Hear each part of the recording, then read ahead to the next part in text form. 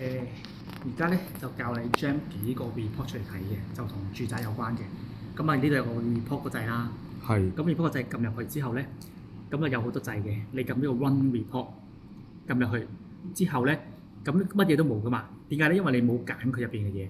咁但係咧好多時咧，我哋啲 report 咧太多喎。咁啊，我要打啲 keywords 落去咧，先至可以 search 到係屬於邊一個 report 嘅。係。啦，咁最常用嘅 report 咧得3隻嘅啫。第一就係 income statement。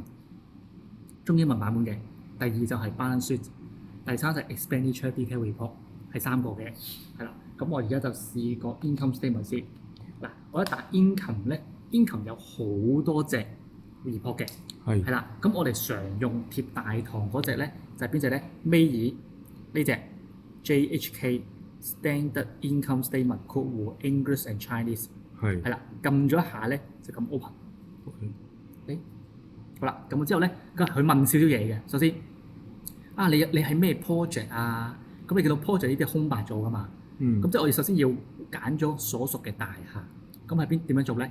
空白地方撳一下，然之後撳個箭嘴，記得撳一下，撳個箭嘴，係啦。咁咧就揾翻大廈名，但係名都再細分嘅。你知啦，一個係冇寫 DMC， 但係就已經公認咗係 DMC 啦。另一個就係有寫到明係 PDMC， 係啦。咁而家我要睇一盤數，咁盤數正常嚟講，而家 PDMC 先有啊嘛。咁我揀咗呢個 PDMC 先，咁將來睇咧就可以揀呢個 DMC， 係啦。咁我揀咗呢個先。好啦，你揀完呢個大廈啦，咁我就問啦，你想睇邊一個月啊？係咪？咁你就要好清楚知道邊個月埋咗數，邊個月未埋數。係啦，咁如果我就咁睇啦，似係6月係埋咗數嘅，咁我就打0624，因為咧呢度咧係不嬲都係用月份行先，跟住就到年份嘅，係啦0624。好啦，跟住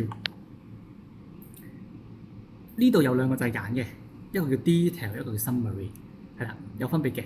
detail 咧，佢入邊咧有啲 breakdown 咧就會斬開嘅，譬如人工啦，係啦，咁樣啦。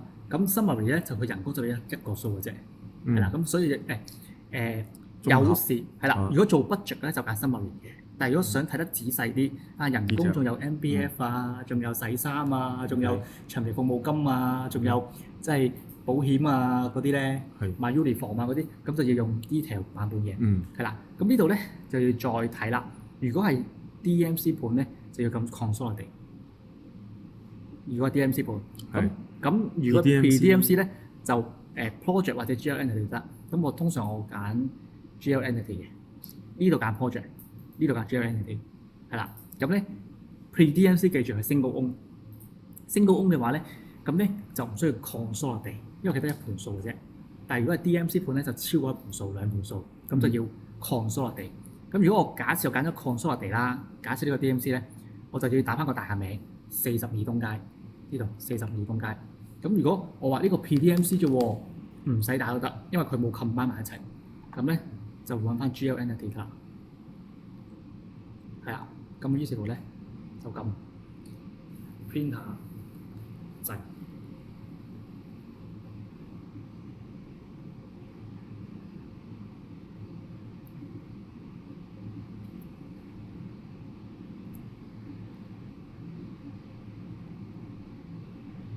好啦，大家見到盤數啦。點樣睇咧？首先，大廈名正確啦，係咪？名正確啦。跟住睇到6月 current period 嘅6月，係咪？咁 year to end 咧，意思即係話你由幾時開始數到6月咧？6個月嘅數就係呢個6月份數。即係話我呢度就睇1個月嘅數，呢度就睇由1月去到6月嘅數，係啦。咁啊好點樣睇咧 ？income 收入啦，收入有2個數嘅。第一就係 contribution 啦。即係發展商俾翻錢我哋啦。第二就係咁本身喺個戶口裏邊嘅利息收入啦，係啦。咁啊呢個 income 喎。咁 expenditure 咧就係呢一紮啦，見到啦呢紮啦，係啦，詳細唔講啦。咁咧通常咧我會點樣睇咧？睇到下邊咧有個 total 數嘅，去到 MR 跟住總支出，總支出咧就係208,566.83，係啦。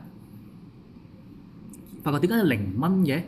原來咧呢個數咧，假設佢冇收入嘅話咧，呢個數咧係會開翻一張單俾業主，由業主去找翻呢20萬8千幾嘅。咁咪變咗佢咪冇 balance 咯，因為所有嘅開支都係由業主找數。